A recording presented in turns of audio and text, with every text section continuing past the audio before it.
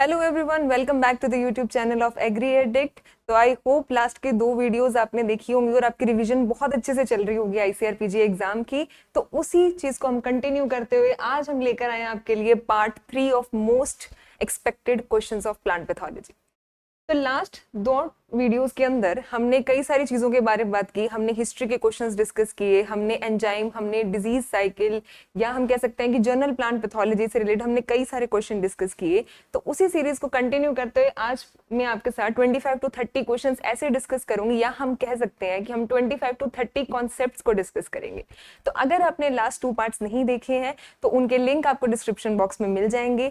And जो explanation हम class में डिस्कस करते हैं, अगर वो भी आपको चाहिए तो गूगल लिंक का जो फॉर्म है वो भी डिस्क्रिप्शन बॉक्स में गिवन है, प्लीज उसे जाके भरिए। और जिन्होंने ऑलरेडी इस फॉर्म को फिल कर दिया है उन्हें वो अपने उस फॉर्मेट के अंदर ही ये एक्सप्लेनेशन भी वहीं पर ऐड ऑन हो जाएगी। चलिए स्टार्ट करते हैं। First question is Pythium, Phytophthora, Rhizoctonia, etc. are known as the unspecialized pathogen. Second statement, unspecialized pathogen are those in which high density of inoculum on the surface of the susceptible host is required for the successful infection. Okay. अब इसके अंदर इन्होंने क्या बात की है, तो इसको समझने के लिए हम एक टर्म समझते हैं, दैट इज इनोक्यूलम पोटेंशियल। अब क्या होता है कि कुछ ऐसे पैथोजेंस होते हैं जो इतने ज्यादा स्पेसिफाइड होते हैं अपने होस्ट के लिए कि जिनके अंदर उनके एक सिंगल स्पोर की प्रेजेंस भी वहां पर डिजीज कॉज कर सकती है। लेकिन कुछ ऐसे पैथोजेंस भी होते हैं जिन्हें मिलियंस ऑफ अमाउंट के अंदर अपने स्पोर्स को इकट्ठा करना होता है, मल्टीप्लाई करने होते हैं to cause a particular disease in a efficient way. अब इसके अंदर इन्होंने बोला कि पीथियम, फाइटोप्थोरा, राइजोप्टोनिया, हमें पता है कि तीनों ही क्या होते हैं, सॉइल बोर्न पैथोजेंस है। इन्होंने कहा ये अनस्पेशलाइज्ड पैथोजन है, और अनस्पेशलाइज्ड पैथोजन की डेफिनेशन इन्होंने क्या दी है कि these are those in which high density of inoculum, कि उन्हें सक्सेसफुल इन्फेक्शन करने के लिए जो इनोक्यूलम लोड है वो बहुत ज्यादा रिक्वायर्ड होता है।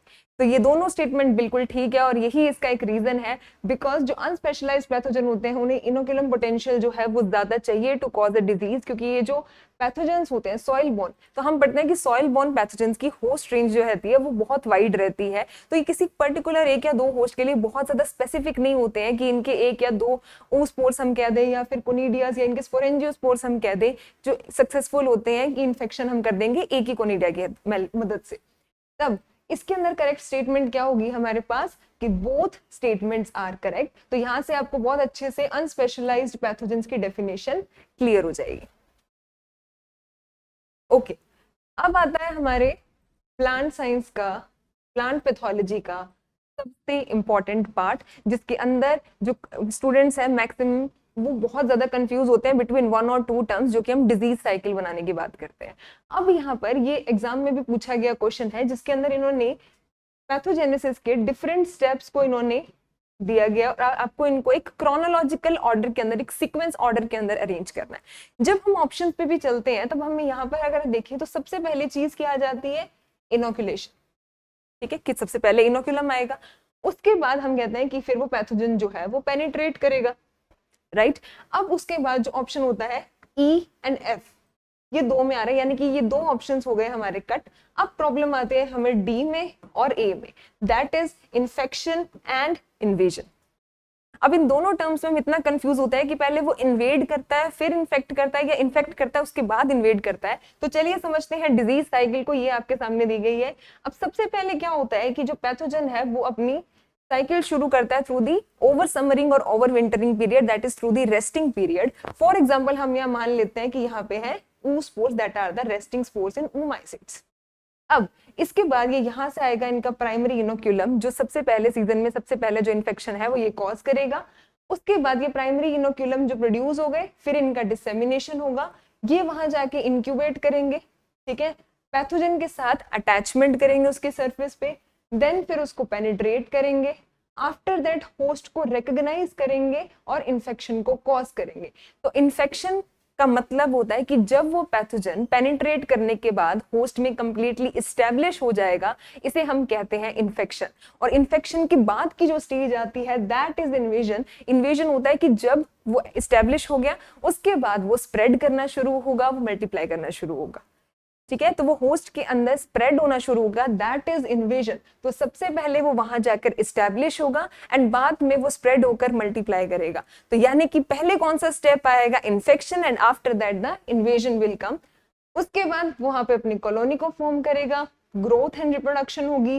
फिर जब इनकी रिप्रोडक्शन होती है उसके बाद हमें क्या दिखते हैं, visible symptoms that are the response of host in response to the infection. And जब मेच्योरिटी आ जाती है, अब यहाँ पर दो स्टेजेस हो सकती हैं कि या तो वो वहां से अपना सेकेंडरी इनोकुलम, जैसे हम कह सकते हैं कि स्पोरेंजियोस्पोर्स बना लेगा, या हायर फंजाई के अंदर हम कह सकते हैं कि वो कोनिडिया को फॉर्मेशन करेगा, जो कि सेम सीजन के अंदर फील्ड के अंदर क्या करेंगे, इन्फेक्शन को स्प्रेड करेंगे। या फिर वो बना लेंगे अपने ओवर विंटरिंग या ओवर समरिंग यानी कि डोरमेंट स्टेज बना के, एंड देन फिर वो डोरमेंसी पीरियड के अंदर चले जाएंगे। तो सबसे पहले क्या आया, इनोकुलेशन, इनोकुलेशन के बाद आया incubation, then attachment, then penetration, followed by the recognition, majorly infection, then spread of pathogen, that is invasion, उसके बाद colonization, reproduction and symptom development। ठीक है, तो यहाँ पर हमारे पास क्या आ जाएगा, सबसे पहले आएगा inoculation, then penetration, then followed by the D, so option A will be the right answer। Okay, example of endobiotic pathogen, endobiotic pathogen क्या होता है, mycelium is not produced and the thallus is entirely present within the host cell, कि mycelium produced नहीं होगा, इसका जो thallus जो इसकी vegetative body है that is present inside the host cell, and the options are Diplocarpon rosei, Syncytium endobioticum, Rhizoctonia solani and Erysiphe graminicola। अब इसे देखते हैं कि Syncytium endobioticum, अब इसके बारे में क्या क्या चीजें आपको यहाँ पता लग रही हैं। सबसे पहले पता लग रही है कौन सी डिजीज को ये कॉज करता है, तो it causes the what of potato. ये किस तरीके का पैथोजन है, इट इज एंडोबायोटिक पैथोजन, यानी कि इसका थैलस कहाँ फॉर्म होता है, होस्ट सेल के अंदर। सेकेंड इंपॉर्टेंट चीज दैट इज द होलोकार्पिक पैथोजन। हम पढ़ते हैं कि होता है होलोकार्पिक, होता है यूकार्पिक। होलोकार्पिक का मतलब होता है जिसके अंदर उसकी वेजिटेटिव स्टेज कंप्लीटली कन्वर्ट हो जाती है रिप्रोडक्टिव स्टेज के अंदर, उसे कहते हैं होलोकार्पिक, दैट मीन्स की कंप्लीट। सेकेंड होता है यूकार्पिक, जिसके अंदर a particular part of the thallus या particular part of the mycelium gets converted into the reproductive structures, तो उसमें आपको वेजिटेटिव स्ट्रक्चर भी दिखेगी, उसमें आपको रिप्रोडक्टिव स्ट्रक्चर भी दिखेगी। इस तरीके के थैलस को हम कहते हैं यूकार्पिक थैलस। तो Syncytium endobioticum किसका एग्जाम्पल है, होलोकार्पिक थैलस का एग्जाम्पल है। ओके, किससे बिलोंग करता है ये, Chytridiomycota से बिलोंग करता है। Instead its entire thallus develops as a single undifferentiated structure entirely within the host cell। Okay, so जो हमारे क्वेश्चन का आंसर है वो क्या आएगा, Syncytium endobioticum, ये एक एंडोबायोटिक होलोकार्पिक पैथोजन है, Chytridiomycota से बिलोंग करता है, वाट डिजीज ऑफ पोटैटो ये कॉज करता है, और इसका एंटायर थैलस कहाँ प्रेजेंट होता है, होस्ट सेल के अंदर प्रेजेंट होता है। इसके अलावा जो ऑप्शन है हमारे पास जो है डिप्लोकार्पन रोजी। अब जो डिप्लोकार्पन रोजी है ये कॉज करता है ब्लैक स्पॉट ऑफ रोज। तो रोज के अंदर ब्लैक स्पॉट कौन कॉज करता है, डिप्लोकार्पन कॉज करता है। ये क्या बनाता है, mycelium with in the host tissue. ठीक है, तो ये माइसीलियम बनाता है। उन्होंने हमें ऑप्शन में बोला था कि वो माइसीलियम नहीं बनाता है। ओके, तो ये नहीं होगा। उसके बाद है हमारे पास राइजोक्टोनिया। राइजोक्टोनिया का क्या कैरेक्टर है कि ये सॉइल बॉर्न पैथोजन है, माइसीलियम थ्रेड्स की फॉर्म के अंदर ये एक्सटेंसिवली ग्रो करता है। तो इसमें हम एनास्टोमोसिस देखते हैं, इसके अंदर माइसीलियम हाइफी देखते हैं जो आपस में इंटरेक्ट करते हैं। देन अगला ऑप्शन था एरिसिफे ग्रामिनिस। एरिसिफे ग्रामिनिस एक ऑब्लिगेट पैरासाइट होता है, लेकिन ये एक सुपरफिशियल माइसीलियम प्रोड्यूस करता है। तो सिनकाइट्रियम को छोड़ के बाकी तीनों ऑप्शंस में जो है they produce the mycelium. Only this option is there where no mycelium is produced and entire thallus is present in the host cell. So answer will be Syncytium endobioticum. Next is the time interval between the inoculation and the appearance of the disease symptom is known as the, ये बहुत basic fundamental या हम हमारे first chapter के अंदर ये पढ़ लेते हैं कि इन्फेक्शन से लेकर या इनोकुलेशन से लेकर सिम्टम्स के आने तक के टाइम पीरियड को हम क्या बोलते हैं, that is known as the incubation period. अब ये तो चलो हमें पता है, कर दिया आंसर। अब इसके अलावा वाले जो तीन टर्म्स है ये क्या होते हैं, लेटेंट पीरियड क्या होता है, time from the infection until the pathogen becomes capable of producing. यानी हम ये कह सकते हैं कि जो इंक्यूबेशन पीरियड था that was the time between infection to the production of symptoms. लेकिन लेटेंट पीरियड क्या होता है, it is the time period between infection and sporulation. So that is the difference between incubation period and latent period. Infection period क्या होता है? It refers to the duration when a host plant is susceptible. जैसे हम कहते हैं कि उसका जो फ्लावरिंग पीरियड है उस टाइम पे जो प्लांट है फ्लावरिंग या टिलरिंग स्टेज से लेकर फ्लावरिंग स्टेज तक वो जो प्लांट रहता है वो बहुत ही ज्यादा ससेप्टेबल रहता है उस पर्टिकुलर पैथोजन के लिए. तो वो जो पर्टिकुलर स्टेज है, वो जो पर्टिकुलर टाइम ड्यूरेशन है जब वो होस्ट उस पर्टिकुलर इन्फेक्शन के लिए एक पर्टिकुलर एनवायरमेंटल कंडीशंस के अंदर सबसे ज्यादा फेवरेबल होते हैं, तब उसे हम क्या कहते हैं? Infection period. And the last is the dormant period. This refers to the state of suspended growth. हम बड़ा डोरमेंसी क्या होती है कि उसके अंदर उस पर्टिकुलर पैथोजन की जो ग्रोथ है, इसका रिप्रोडक्शन है, यानी कि उसकी पूरी हम कह सकते हैं मेटाबॉलिक एक्टिविटी जो है वो सीज हो जाती है, वो रेस्टिंग पीरियड में चली जाती है. एंड ये कब आता है? During the unfavourable condition. Okay, तो यहाँ पर डेफिनेशन मेंशन है. उसके बाद ओके, अब ये एक बहुत इंपॉर्टेंट कंसेप्ट है. ये कंसेप्ट आप देखोगे जब हम पढ़ते हैं कौन से डिजीज, एप्रिसोरियम की बात करते हैं हम इसके अंदर, जब हम राइस के डिजीज देखते हैं. ओके, और राइस के डिजीज के अंदर हम बात करते हैं कि ब्लास्ट के अगेंस्ट वहां पे जो सिलिकन कंटेंट होता है वो पैथोजन के अगेंस्ट बहुत मेजर रोल प्ले करता है इन दी रेजिस्टेंस.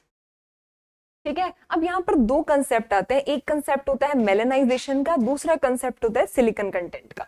तो मेलेनाइजेशन के अंदर क्या होता है कि जब ये पैथोजन जो है ये यहाँ से जर्म ट्यूब एंड देन ये एप्रिसोरिया का फॉर्मेशन करते हैं. ये होस्ट सरफेस है, जब ये यहाँ एप्रिसोरिया का फॉर्मेशन करती है तो यहाँ पर इस तरीके से यहाँ पर प्रेजेंट होती है लाइनिंग ऑफ द मेलेनिन. एप्रिसोरिया जो वो है अंदर तरफ से एक मेलेनिन से लाइंड होता है. इस मेलेनिन का रोल क्या होता है कि इसके अंदर इसकी एप्रिसोरियम में प्रेजेंट होते हैं ग्लिसरोल. और इस ग्लिसरोल का फंक्शन होता है कि वहां के ऑस्मोटिक प्रेशर को हाई रखना. क्यों रखना? ताकि वो वहां पर उसका टर्गर प्रेशर एक बनाए रखना पड़ेगा, ताकि वहां से एक फोर्सफुल प्रेशर पड़े ऑन दी आउटर वॉल्स और यहाँ से क्या बन जाए? इन्फेक्शन पैग का फॉर्मेशन हो जाए to penetrate into the host cell.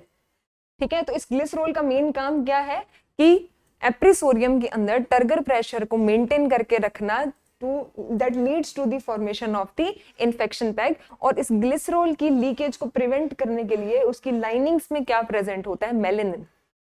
ठीक है, इसीलिए हम कह सकते हैं कि जिन एप्रिसोरिया के अंदर मेलेनिन कंटेंट प्रेजेंट होता है वो पैथोजन ज्यादा विरुलेंट होता है. जिनके अंदर ये मेलेनिन कंटेंट जो है वो एब्सेंट है, यानी कि जो म्यूटेंट कंडीशंस है, उस केस में हम देखेंगे कि वो पर्टिकुलर पैथोजन जो है that is non virulent. Okay, so Magnaporthe के केस में हमें ये कंडीशंस दिखती है ब्लास्ट में. और सिलिकॉन कंटेंट जो होता है, ये सिलिकॉन कंटेंट ये एक बैरियर की तरह काम करता है होस्ट के अंदर. तो जब सिलिका का स्प्रे किया जाता है तो सिलिका जो करता है वो क्यूटिकल के नीचे एक फिजिकल बैरियर, एक लेयर फॉर्म कर लेता है. जैसे हम देखते हैं कि वैक्स लेयर फॉर्म होती है, उस तरीके से सिलिका की एक लेयर फॉर्म हो जाती है जो कि इसके इन्फेक्शन बैग के पेनिट्रेशन को रोकती है, उसे रेजिस्ट करती है. इसलिए सिलिकॉन कंटेंट का मेजर रोल होता है रेजिस्टेंस के अंदर in the that act as the physical barrier. तो सिलिकॉन कंटेंट, मेलेनिन, ग्लिसरोल, ये कंसेप्ट किससे रिलेटेड है? Blast of rice caused by Magnaporthe और आईसी. तो यहाँ पर आंसर क्या आ जाएगा आपके पास? मेजरली ग्लिसरोल यहाँ पे रोल प्ले करता है.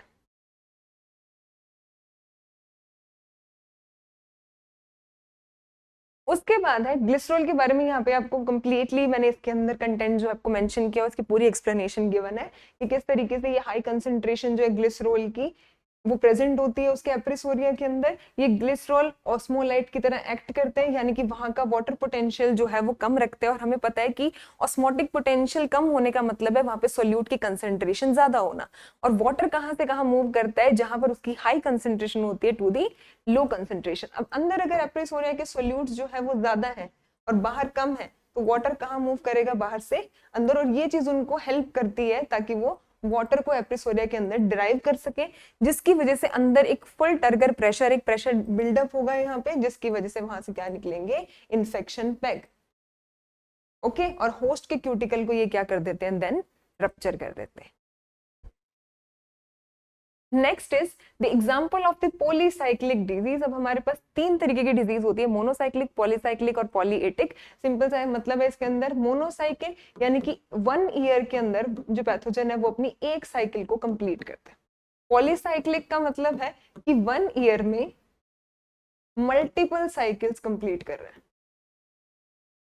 एंड थर्ड टर्म होती है पॉलीएटिक, जिसमें उसको सेवरल ईयर्स लगते हैं, many years to complete a single cycle. Okay, so monocyclic में 1 ईयर में 1 साइकिल कंप्लीट होता है, पॉलीसाइक्लिक में 1 ईयर में मल्टीपल साइकिल्स कंप्लीट होती हैं, और पॉलीएटिक में दे टुक सेवरल ईयर्स, जो कि मेजरली हम देखते हैं पेरिनियल क्रॉप्स के अंदर, जिनको जो ट्रीज वगैरह जो होते हैं क्योंकि उनको कई साल लग जाते हैं, तो उसके साथ साथ ही पैथोजन को कई साल लग जाते हैं अपनी एक लाइफ साइकिल को कंप्लीट करने के लिए। अब इन्होंने पूछा है कि पॉलीसाइक्लिक डिजीज जो है उसके एग्जाम्पल क्या है, तो यहाँ पर हम देखते हैं मोनोसाइक्लिक की डेफिनेशन क्या होगी, that complete only 1 infection cycle पर सीजन। ठीक है, और इसके बाद जो एंड में जो इनोकुलम प्रोड्यूस होते हैं, जैसे हम कहते हैं जो रेस्टिंग स्ट्रक्चर, जैसे जनरल केस में हम देखते हैं इसमें, तो वो जैसे oospore बन गए या एस्कोस्पोर्स बन गए, तो लास्ट में जो इनोकुलम प्रोड्यूस होता है वो इसके प्राइमरी इनोकुलम की तरह एक्ट करता है नेक्स्ट ईयर, क्योंकि oospores जो है वो प्रोड्यूस हो गए हैं इसके एंड ऑफ द सीजन में, तो नेक्स्ट सीजन के अंदर वो oospore as a primary inoculum act करेंगे टू इन्फेक्ट द क्रॉप। अब इसका जो एपिडेमिक प्रोग्रेशन होता है वो थोड़ा स्लो रहता है, इसीलिए इसको हम मोनोसाइक्लिक को क्या बोलते हैं, सिंपल इंटरेस्ट डिजीज, क्योंकि एक सीजन में एक ही साइकिल कंप्लीट हो रही है। इसके अंदर मेनली आपकी स्मट डिजीज आ जाती है, लाइक अस्टिलेगोट्रिटिसाई। ठीक है, उसके बाद पॉलीसाइक्लिक डिजीज होती है जिसके अंदर वो अपनी मल्टीपल इन्फेक्शन साइकिल्स को कंप्लीट करते हैं within a single growing region, जिसके अंदर हमारे पास एग्जांपल आ जाते हैं late blight of potato, apple scab, powdery mildew, downy mildew and rust. इनका जो प्रोग्रेशन होता है, क्योंकि इनके जो सेकेंडरी इनोकुलम जो बनता है वो बहुत लार्ज अमाउंट के अंदर मल्टीप्लाई होकर बनता है, तो इनका डिजीज प्रोग्रेशन जो एपिडेमिक प्रोग्रेशन होता है वो बहुत ही ज्यादा फास्ट होता है, जिसकी वजह से इसको हम कहते हैं कंपाउंड इंटरेस्ट डिजीज। इसका जो कर्व बनता है कंपाउंड इंटरेस्ट डिजीज के अकॉर्डिंग इसका कर्व बनता है। तो monocyclic and simple interest disease are the same, and polycyclic and the compound interest disease is the same. Example उसमें हमने स्मट का देखा, इसमें आपकी मेजर जितने भी एपिडेमिक है वो सारे आ रहे हैं, late blight of potato, apple scab, rust, powdery mildew and downy mildew. Third होती है पॉलीएटिक डिजीज, जिसको मोर देन 1 ईयर लगता है अपनी एक इन्फेक्शन साइकिल को कंप्लीट करने के लिए। इसका जो एपिडेमिक प्रोग्रेशन होता है ये ग्रेजुअली बिल्डअप होता है। ठीक है, क्रॉप के साथ साथ, पेरिनियल क्रॉप के साथ ग्रेजुअली, स्लोली, कंसिस्टेंटली इसका बिल्डअप होता रहता है progression. While new infections in a single year might be limited, the inoculum can steadily increase from year to year। जो इसका प्रोग्रेशन है फिर वो ग्रेजुअली बढ़ेगा। ठीक है, इसमें एग्जांपल आ जाते हैं आपके पास Dutch elm disease caused by Ophiostoma ulmi and cedar apple rust caused by Gymnosporangium juniperi. तो यहाँ पर आपको एक तरीके से कई पैथोजेंस के जो कॉजल और कोई डिजीज के जो कॉजल ऑर्गेनिजम्स है वो यहाँ याद हो रहे हैं, तो इसको अच्छे से यहाँ से रिवाइज करना। और यहाँ से ये भी रिवाइज हो जाएगा कि किसके थ्रू ट्रांसमिट होता है, through the beetles in an epizoic manner।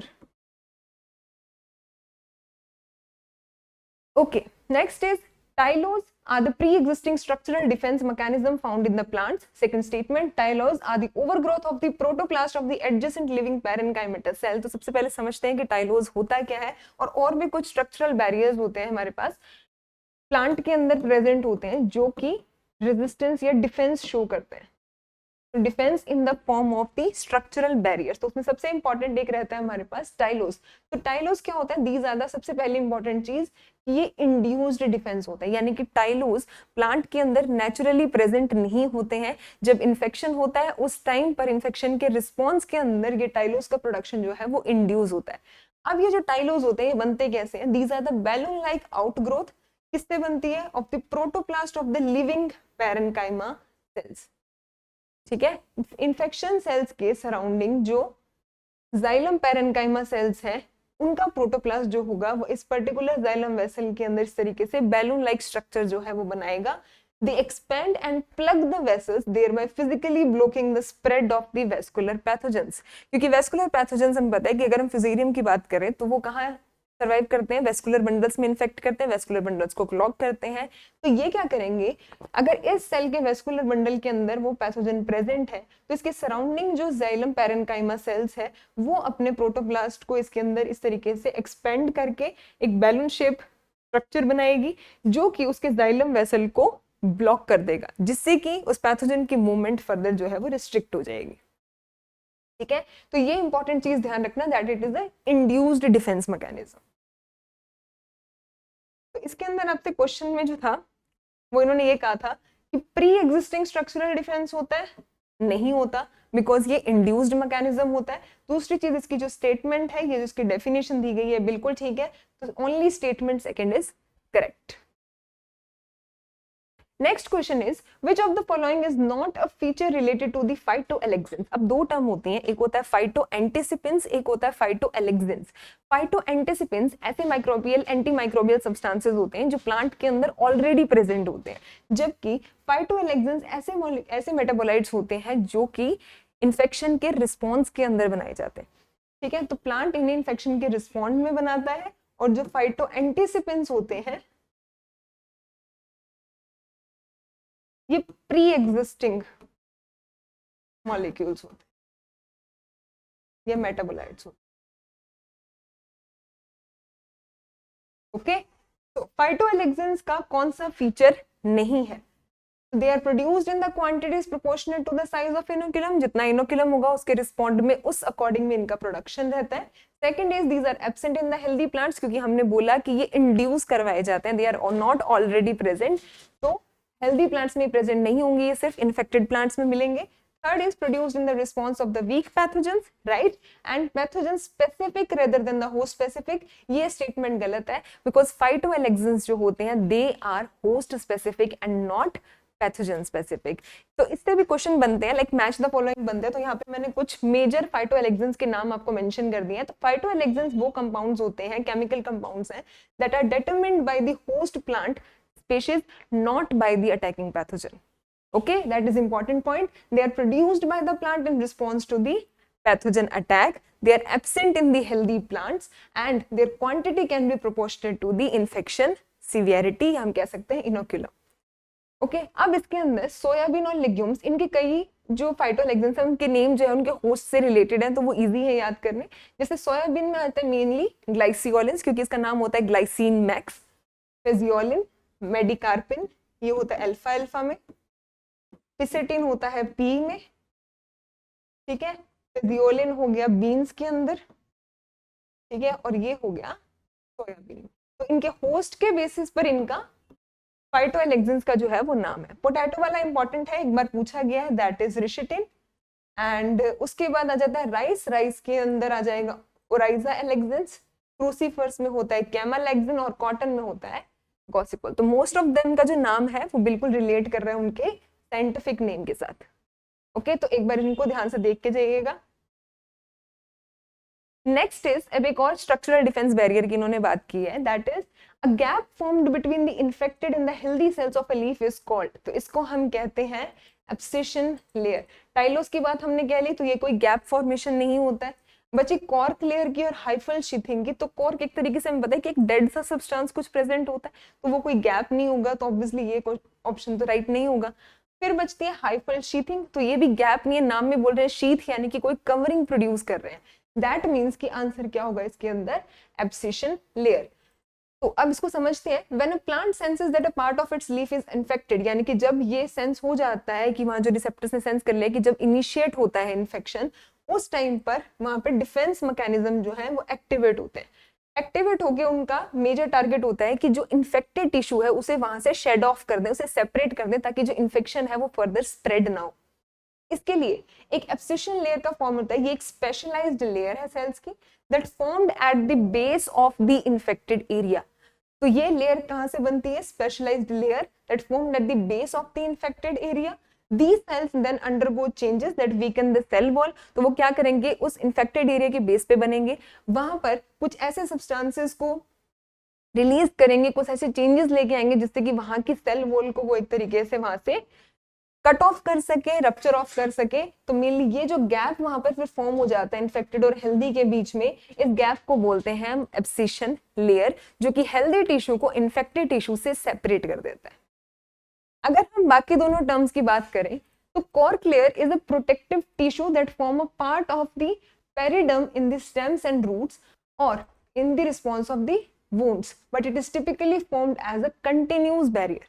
तुम्हें पता है कि एक डेड लेयर है, वो भी इसके अंदर डिफेंस में ही काम कर रही है, प्रोटेक्टिव टिश्यू की तरह काम कर रही है, लेकिन that is a continuous layer, that is not a gap. Then tyloses हमने पढ़ा था, ठीक है, ये देखिए टाइलोज यहाँ पे इस तरीके की बैलून लाइक स्ट्रक्चर्स फॉर्म की गई है, ठीक है। यहाँ पर आपको दिखेगी इस तरीके से कॉर्क लेयर है, डेड लेयर इन्होंने बना दी है इसमें, एंड ये इन्फेक्टेड एरिया है, इसको सेपरेट कर दिया इन्होंने हेल्दी एरियाज के अंदर बीच में एक स्ट्रक्चरल बैरियर बना के। Okay, next question is chlorogenic acid present in the sweet potato and the carat inhibit which of the following pathogens. तो सबसे पहले ये हमें पता लग गया कि यहाँ पे जो एक क्लोरोजेनिक एसिड है ये कौन बनाता है, स्वीट पोटैटो बनाता है। मेजरली इसमें ये स्वीट पोटैटो और कैरेट का रहता है, ये क्या बनाते हैं, क्लोरोजेनिक एसिड। और ये कौन से पैथोजन को इनहिबिट करते हैं, तो ये इनहिबिट करते हैं हमारे पास एक एंटीमाइक्रोबियल सब्सटेंसेस होते हैं that are commonly found in the plants including the sweet potato and carrot, और मेनली सिरेटोसिस्टिस फिम्ब्रिकाटा। इस पैथोजन के अगेंस्ट क्या बनता है, chlorogenic acid in sweet potato and carrot. Ceratocystis fimbriata एक फंगल पैथोजन है जो मेनली वेस्कुलर विल्ट को कॉज करता है इसके अंदर, plus vascular wilt and cankers. Okay, तो Ceratocystis फिम्ब्रिकाटा causes vascular wilt and cankers in sweet potato and carrot. It is a fungal pathogen और इसके रिस्पॉन्स के अंदर क्लोरोजेनिक एसिड जो है वो एक फाइटोएलेक्सिन की तरह काम करता है। तो उन पीछे वाले फाइटोएलेक्सिन्स के साथ एक और नाम ऐड हो गया, स्वीट पोटैटो और कैरेट क्या प्रोड्यूस करते हैं, क्लोरोजेनिक एसिड अगेंस्ट सिरेटोसिस्टिस फिम्ब्रिकाटा। ओके, अभी हमने पढ़ी थी मोनोसाइक्लिक एंड पॉलीसाइक्लिक। तो सिंपल इंटरेस्ट कौन सी थी हमारी, monocyclic disease, this was polycyclic disease. और ये जो दोनों सिंपल और कंपाउंड इंटरेस्ट टर्म दी है ये किसने दी है, father of epidemiology that is Vanderplank. Horsfall का हमने बात की थी कि इन्होंने फंजीसाइड पे काम किया था, फंजीसाइड एक्शन पे। K C Mehta father of wheat rust in India. Okay, then Directorate of Plant Protection and Quarantine, DPPQS, quarantine and storage, ये कौन सी मिनिस्ट्री के अंदर आता है, तो DPPQS that was established in 1946 at Faridabad Haryana. ठीक है, ये कहाँ कौन सी मिनिस्ट्री के अंदर आता है, it comes under the ministry of agriculture and farmer welfare. Okay, so DPPQS कौन सी मिनिस्ट्री में आएगा, ministry of agriculture and farmer welfare. Which of the following cultural practices helps to reduce the incidence of common scab of potato? अब यहाँ पर ऐसे दो question है, एक ये question and second is this question. तो अब हम बात करेंगे क्लब रूट ऑफ क्रूसीफर्स की और कॉमन स्कैब ऑफ पोटैटो की। तो कॉमन स्कैब ऑफ पोटैटो जो होता है इसके लिए फेवरेबल कंडीशंस होती हैं एल्केलाइल सॉइल कंडीशंस। ठीक है, स्कैब के लिए कौन सी फेवरेबल होती है, एल्केलाइल कंडीशन, दैट इज 6 to 7.5 का जो pH होता है ये चाहिए। तो अगर अब इसके लिए फेवरेबल क्या है, तो अगर वहां पर एसिडिक कंडीशंस क्रिएट कर दी तो ये पैथोजन जो है इसकी ग्रोथ रिस्ट्रिक्ट हो जाएगी। इसीलिए जब हमें स्कैब ऑफ पोटैटो का मैनेजमेंट करना होता है तब हम उसके अंदर किसे ऐड करते हैं, हम उसके अंदर सॉइल pH को लो करने के लिए हम उसमें कुछ एसिडिक सब्सटेंसेस का एडिशन वहां पे करते हैं, ताकि अगर वो 5.2 यानी 6 से बिलो आ जाएगी तो उससे इस पर्टिकुलर पैथोजन जो स्ट्रेप्टोमाइसिस स्कैबीज है इसकी ग्रोथ जो है वो रिस्ट्रिक्ट हो जाएगी।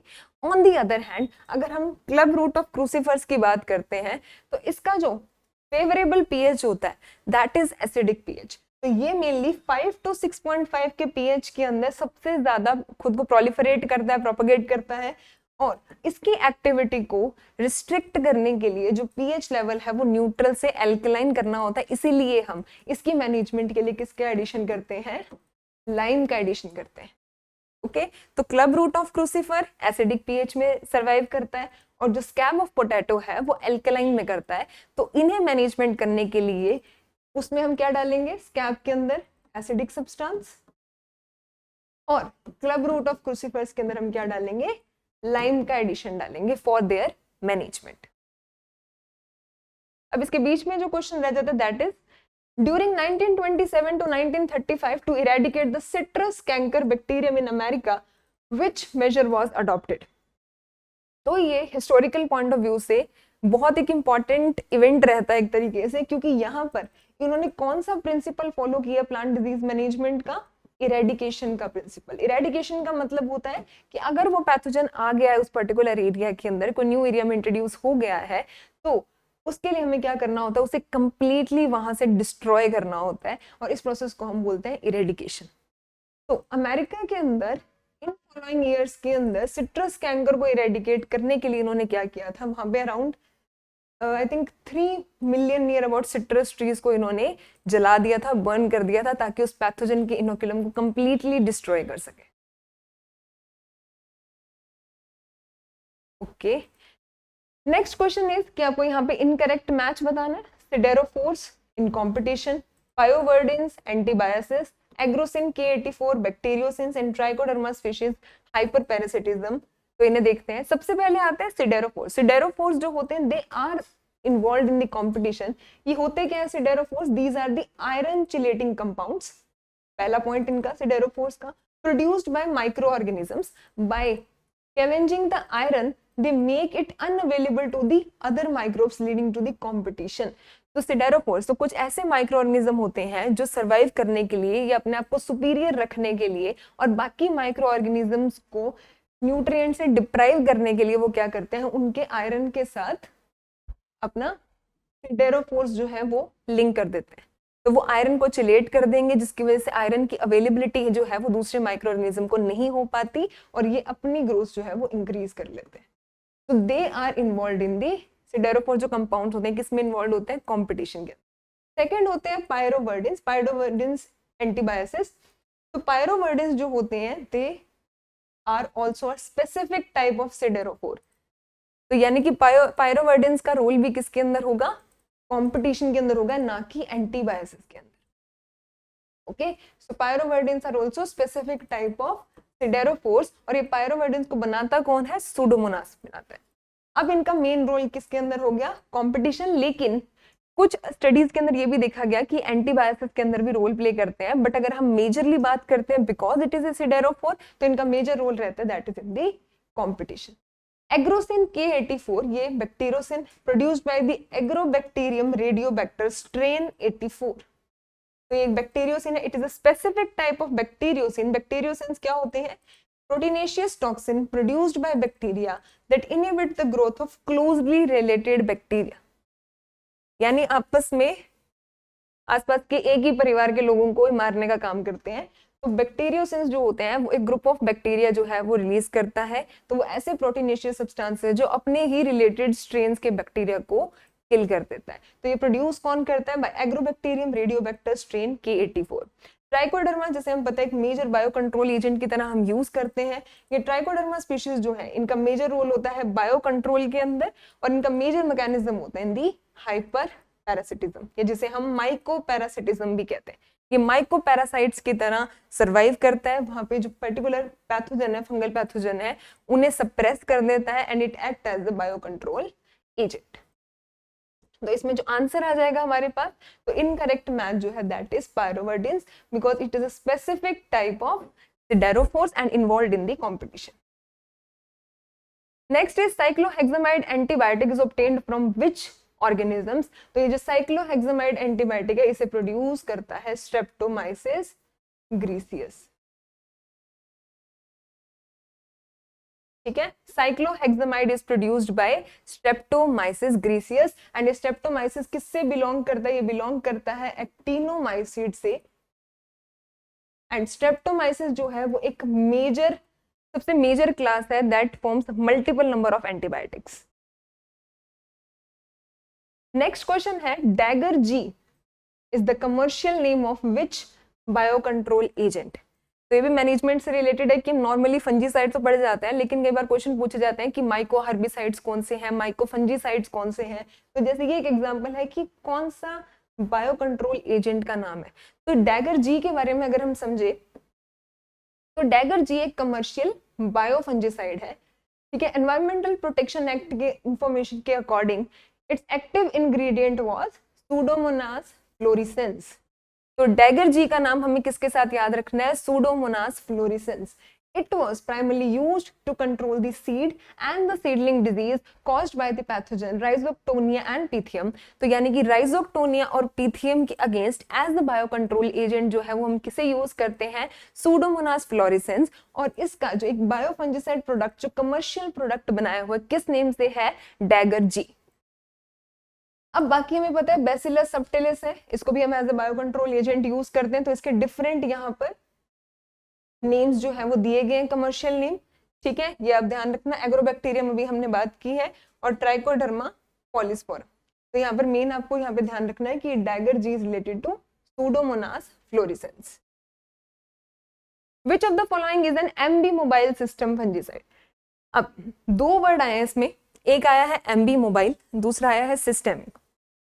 सिस्टेमिक क्या होता है, सिस्टेमिक होता है कि जब कोई fungicide through out the plant जो है वो मूव करता है, यानी कि कुछ हमारे क्या होते हैं, कॉन्टेक्ट फंजीसाइड होते हैं जो कि सिर्फ इन्फेक्शन की सरफेस पे यानी जहां पे हमने उनका स्प्रे किया वो वहीं लोकलाइज्ड रहते हैं। लेकिन सिस्टेमिक जो है वो अंदर थ्रू आउट द प्लांट उसके वेस्कुलर बंडल्स तक कंप्लीटली मूव करते हैं। तो अब सिस्टेमिक होना चाहिए पहली बात, तो दूसरा होना चाहिए कि एमबी मोबाइल। एमबी मोबाइल का मतलब होता है, एमबी का मतलब होता है बोथ, यानी कि एक ऐसा फंजीसाइड जो कि थ्रू द जाइलम भी मूव कर रहा है एंड थ्रू दी फ्लोएम भी मूव कर रहा है, दोनों डायरेक्शंस के अंदर वो उसकी मूवमेंट पॉसिबल है।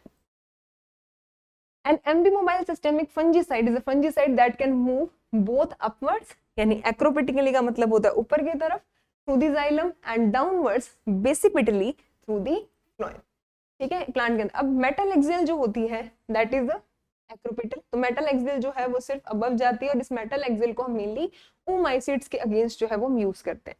सेकेंड होती है इसके अंदर ट्रिडेमॉफ। ट्रिडेमॉफ जो होती है ये भी एक्रोपिटल मैनर में मूव करते हैं, इसे हम पाउडर मिल्ड्यू के अगेंस्ट यूज करते हैं। ऑक्सीकार्बोक्सिन जो है, ऑक्सीकार्बोक्सिन भी एक्रोपिटल मूवमेंट करती है, और इसे हम रस्ट के अगेंस्ट यूज करते हैं, क्योंकि ऑक्सीकार्बोक्सिन को हम और क्या बोलते हैं, प्लांटावेक्स, ठीक है, इसे हम रस्ट के अगेंस्ट यूज करते हैं। लास्ट बचती है फॉसेटाइल एएल। तो फॉसेटाइल एएल जो है ये एक मेजर एग्जांपल है for MB mobile systemic fungicide that moves both in the direction acropitically as well as basipitally through xylem and phloem respectively। और इन्हें हम मेनली फाइटोप्थोरा, पीथियम और कुछ बैक्टीरियल डिजीज के अगेंस्ट भी यूज में लेते हैं। Next is destructive insecticide act. ये तो सबको पता है, डीपा एक्ट। डीपा एक्ट कब आया था, 1914 के अंदर, ओके। और इस एक्ट के अंदर आने वाले जितने भी रूल एंड रेगुलेशन है उसे डीपीपीक्यूएस मेंटेन करता है। डीपीपीक्यूएस कहाँ है, फरीदाबाद हरियाणा में, and it was established in 1946, okay. तो यहाँ प्लांट क्वारंटाइन से रिलेटेड मैंने कुछ जो टर्म्स हैं या इसके मेजर जो आईपीएम रोल है इसका वो, ठीक है, वो सारे इसमें मैंने मेंशन कर दिया, तो आप एक बार देख लेना। यहाँ पे लोकस्ट कंट्रोल करता है, पेस्ट सर्विलियंस में रोल प्ले करता है, सेफ एग्रीकल्चर ट्रेड की जितनी भी कुछ हार्मफुल पेस्टिसाइड्स हैं तो उनके यूज को रिस्ट्रिक्ट करना, तो ये सारे रेगुलेशन ये इसके अंडर आती है, ठीक है। अब यहाँ से एक दो और इंपॉर्टेंट पॉइंट आपको ध्यान हो रहे हैं कि डीपा एक्ट 1914, प्लांट क्वारंटाइन ऑर्डर कब आया था, इन 2003, ठीक है। तो ये इंपॉर्टेंट चीज यहाँ मेंशन है। इंसेक्टिसाइड एक्ट जो है वो कब आया था, 1968, एंड इंसेक्टिसाइड रूल्स कब आए थे, 1971। तो यहाँ पर आपको तीन चार जो इंपॉर्टेंट ईयर्स हैं वो यहाँ मेंशन किए गए हैं। जब भी आप इसको रिवाइज कीजिएगा तो एक बार इन ईयर्स को ध्यान से याद करना, बिकॉज जनरल एग्रीकल्चर के अंदर भी आपको एक क्वेश्चन पूछ सकते हैं। Moving towards the next question, adjusting the time of sowing is a strategy. तो जब भी हम इंटीग्रेटेड डिजीज मैनेजमेंट करते हैं उसके अंदर हमारा कल्चरल कंट्रोल होता है, फिजिकल कंट्रोल होता है, केमिकल कंट्रोल होता है, बायोलॉजिकल कंट्रोल होता है। अब सबसे एक मेजर चीज, अब जब भी हमें मैनेजमेंट स्टार्ट करनी है तो सबसे पहले हम क्या बोलते हैं, prevention is better than cure. तो प्रिवेंट कैसे करोगे, अब हम जब बोलते हैं कि कोई भी डिजीज को होने के लिए कुछ फेवरेबल कंडीशंस चाहिए, कुछ प्री डिस्पोजिशन फैक्टर्स चाहिए। तो हम सबसे पहले ट्राई करेंगे ना कि जो उसको प्री डिस्पोजिशन फैक्टर चाहिए, जो उसको फेवरेबल क्लाइमेटिक कंडीशंस या क्रॉप की कंडीशंस चाहिए, ससेप्टेबल स्टेज चाहिए, तो वो चीज उसको ना मिल पाए। अब हम क्या करेंगे कि डेट ऑफ सोइंग को एडजस्ट करना, यानी कि पैथोजन को अवॉइड करना। ठीक है, तो हम डेट, क्योंकि हम बढ़ता है ना कई बार कि early sowing leads to the less disease in the crop, या late sowing leads to the more susceptibility of the crop. क्योंकि इसके अंदर ये होता है कि उसकी उस पर्टिकुलर स्टेज, क्योंकि मेनली डिजीज कब होती है, जब पैथोजन की वो एक पर्टिकुलर पीक कंसंट्रेशन के ऊपर और इधर से क्रॉप की एक ससेप्टेबल स्टेज आ जाए, जब ये दोनों चीजें कोइंसाइड करती हैं तब वो डिजीज होती है। तो अगर हम इसकी ये पर्टिकुलर ग्रोथ स्टेज को यहाँ पर इसको स्किप कर दें कि अगर इस मोमेंट पर पैथोजन जो है वो सबसे ज्यादा हम कह सकते हैं कि विरुलेंट है और इसको वहां पर फ्लावरिंग स्टेज चाहिए, तो हम उसकी सोइंग डेट को एडजस्ट करके इसकी फ्लावरिंग स्टेज या तो लेटर शिफ्ट कर दें या अर्लियर शिफ्ट कर दें, और अगर ये कंडीशन स्किप हो गई है तो हमारी डिजीज जो है वो प्रिवेंट हो सकती है।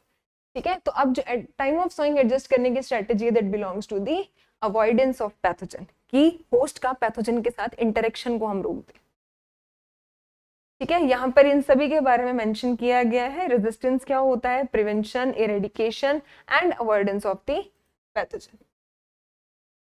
Who are the scientists first used the term phytoalexins? तो phytoalexins जो टर्म है ये दी थी मुलर एंड बॉर्गर ने। ओके, फाइटोलेक्सिन्स की डेफिनेशन दी गई है 1940 के अंदर, इन्होंने ये टर्म दी थी। फाइटोन वर्ड का मतलब होता है प्लांट, एलेक्सिन्स का मतलब होता है टू प्रोटेक्ट। ठीक है, तो प्लांट को प्रोटेक्ट करने के लिए इन्फेक्शन के रिस्पॉन्स में ये कुछ मेटाबोलाइट्स या कुछ एंटी माइक्रोबियल कंपाउंड्स जो है वो प्रोड्यूस करता है। ईजे बटलर हमें पता है father of plant pathology in India, और इन्होंने फंजाई, उमाइसिड्स, इन्होंने कई सारी प्लांट डिजीज के ऊपर इंडिया में काम किया है। पोंटे कार्बो एंड ड्रॉपर, इनका एक इंपॉर्टेंट नाम पड़ता है जब बात करते हैं पैरासेक्सुअल साइकिल इन फंजाई। तो पैरासेक्सुअल साइकिल का कंसेप्ट जो है ये एक इटालियन जेनेटिस्ट थे, इन मेनली इनका रोल जो आता है वो आता है पैरासेक्सुअल साइकिल के डेवलपमेंट में। इन्होंने काम किस फंजाई पे किया था, एस्परजिलस निडुलेंस इन 1952। ठीक है, next question is which is the phenolic compound released by the red scale of red onion. अब ये चीज होती है, इसको स्टेटमेंट के तौर पे भी असर्शन रीजन के अंदर भी ये दे सकते हैं कि अगर असर्शन में इन्होंने दे दिया कि red scales onion are resistant against the onion smudge pathogen that is Colletotrichum circinans, और रीजन के अंदर इन्होंने दे दिया क्योंकि रेड स्केल अनियन के अंदर प्रोटोकैटेचुइक एसिड या कैटेकोल जो है वो प्रेजेंट होता है। तो both assertion and reasons are correct and reason is the correct explanation of the assertion. अब इसके अंदर देखते हैं कि जो रेड स्केल अनियन होता है, दूसरी तरफ हमारे पास व्हाइट स्केल अनियन होता है। रेड स्केल अनियन के अंदर क्या प्रेजेंट होते हैं, protocatechuic acid and catechol present होते हैं, and these compounds are resistant against Colletotrichum circinans that causes the onion smudge of pathogen, smudge disease. इसके जर्मिनेशन को ये रोक देते हैं, जबकि व्हाइट स्केल अनियन के अंदर हमें ये कंपाउंड प्रेजेंट नहीं होते, इसीलिए they are much susceptible to the onion smudge pathogen. ठीक है, यहाँ पर बाकी ऑप्शंस में एक ये इंपॉर्टेंट है, allyl propyl disulphide. Allyl propyl disulphide जो होता है इसका रेजिस्टेंस के अगेंस्ट मेजरली रोल नहीं है, इसका रोल होता है कि जो पंजेंट स्मेल होती है अनियन की वो किसकी वजह से होती है, एलाइल प्रोपाइल डाइसल्फाइड की वजह से। प्रोटोकैटेचुइक एसिड ये रेजिस्टेंस में रोल प्ले करते हैं अगेंस्ट द अनियन स्मज। अब ये ऑप्शन इसलिए गलत है क्योंकि इन्होंने अकेला ये कंसिडर किया है, जबकि दोनों प्रेजेंट होते हैं, तो ये ऑप्शन ज्यादा सुटेबल है। अगर ये ऑप्शन ना देकर इसकी जगह कोई और कंपाउंड मेंशन किया होता तो हम किसको टिक करते, मैलिक एसिड जो है ये चिकपी के अंदर प्रोड्यूस होता है, जो मेनली ग्राम पोर्ट बोरर के अगेंस्ट रेजिस्टेंस शो करता है। XA21 bacterial blight resistance gene is isolated from which species? Bacterial blight that is caused by Xanthomonas oryzae, Pathover oryzae, इसके कई डिफरेंट रेसेस के against different resistance genes develop हुए हैं, और उन सबके जो मेजर सोर्सेज हैं वो क्या है। XA21 is originated from Oryza longistaminata, XA23 from Oryza rupifugon, XA27 from Oryza minuta, and XA29 from Oryza officinalis. 21 longistomata, 23 rupipogon, 27 minute, and 29 office.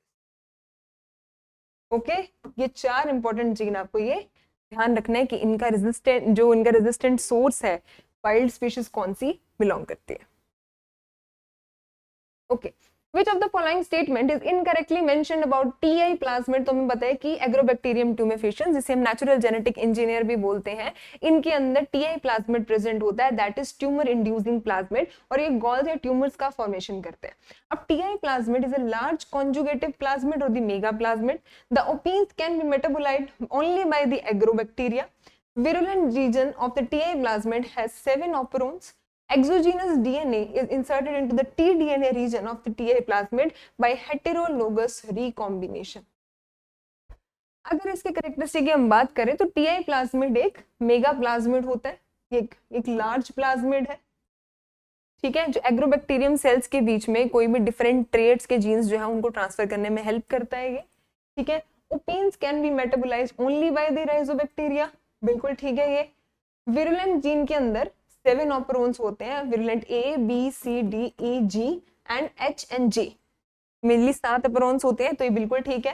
And जो लास्ट है कि जो एक्सोजीनस डीएनए, बाहर से जो डीएनए जिसे ट्रांसफर करना है, जैसे क्योंकि टी डीएनए क्या है, उनके पास प्लाज्मिड प्रेजेंट है, इस प्लाज्मिड के साथ कोई भी फॉरेन जीन डीएनए को इनकॉर्पोरेट करा के हम दूसरे होस्ट सेल के अंदर इसे ट्रांसफर करवाते हैं, है ना। तो एक्सोजीनस डीएनए को टी डीएनए के अंदर जो इंसर्ट करवाया जाता है बाय द हेटेरोलोगस रिकॉम्बिनेशन, ये गलत है। They are inserted with the help of specific homologous recombination, not the heterologous recombination. तो एक्सोजेनस डीएनए को एग्रोबैक्टीरियम के प्लाज्मिड के अंदर लिंक करवाया जाता है through the homologous recombination. Okay, it has 7 operons metabolized by agrobacteria and it is a mega plasmid.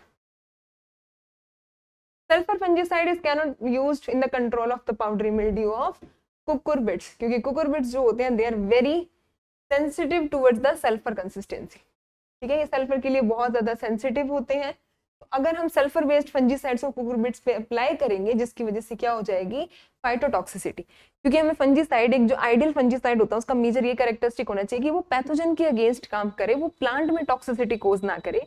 लेकिन कुकुरबिड्स के अंदर क्योंकि वो बहुत ज्यादा सेंसिटिव होते हैं, तो अगर हमने सल्फर फंजीसाइड्स अप्लाई किए तो वहां पर फाइटोटॉक्सिसिटी कोज हो जाएगी, जिसकी वजह से वहां पे लीफ बर्न या स्क्रॉचिंग के सिम्टम दिखेंगे। इसीलिए कुकुरबिड्स के अंदर सल्फर फंजीसाइड्स को अवॉइड किया जाता है। Next is statement 1. Excessive increase in the cell size is called the hyperplasia and excessive increase in the cell production is known as the hypertrophy. तो ये दो इंपॉर्टेंट टर्म है जो हम जनरली गोल्ड ट्यूमर्स इनके अंदर हम दिखते हैं, या जैसे हम बात करते हैं अगर व्हाइट रस्ट की, तो व्हाइट रस्ट ऑफ क्रूसीफर के अंदर होता है स्टैग हेड सिम्टम। तो यहाँ से एक इंपॉर्टेंट ये पॉइंट भी याद रखना कि स्टैग हेड सिम्टम किसके साथ एसोसिएटेड है, with the white rust of crucifers. तो हाइपरप्लेशिया और हाइपरट्रॉफी दोनों चीजें होती है कि दोनों में एट द एंड जो प्लांट ऑर्गन का साइज है वो इंक्रीज हो रहा है। लेकिन रीजन क्या है, हाइपरप्लेशिया के अंदर या हाइपरप्लेशिया के अंदर जो सेल का साइज, ऑर्गन का साइज इंक्रीज होगा, that is due to the increase in number of cells, ठीक है। एक पर्टिकुलर ऑर्गन के अंदर नंबर ऑफ सेल्स इंक्रीज होने की वजह से उसका सेल साइज इंक्रीज हो रहा है, उसे बोला जाता है हाइपरप्लेशिया। हाइपरट्रॉफी होता है कि जब इंडिविजुअल सेल के साइज में इंक्रीज होने की वजह से टोटल ऑर्गन के साइज में इंक्रीज हो, तब उसे कहते हैं हम हाइपरट्रॉफी। कि पहले इसमें अगर 4 सेल्स थी तो 4 ही प्रेजेंट, अभी देखो पहले 4 है, 4 ही प्रेजेंट है, लेकिन हर इंडिविजुअल सेल का जो साइज है वो इंक्रीज हो गया, जिसकी वजह से अल्टीमेटली जो ऑर्गन का साइज है वो इंक्रीज हो जाएगा। इसके केस में क्या है कि यहाँ पर नंबर ऑफ सेल्स इंक्रीज हो गए हैं, जिसकी वजह से क्या होगा, ऑर्गन का साइज इंक्रीज हो जाएगा। So these two terms are related to, जब हम बात करते हैं गोल्स की, ट्यूमर फॉर्मेशन की, ठीक है। जैसे कि स्पेसिफिकली एग्जांपल ये जरूर आप ध्यान रखना, ये एक इंपॉर्टेंट डिजीज है कि स्टैग हेड सिम्टम किससे बिलोंग करता है।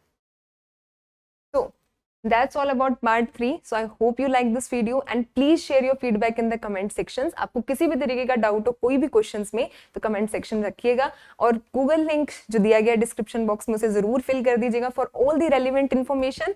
And please tell us, do you like the video और not, so we'll make the next part of this. Thank you so much.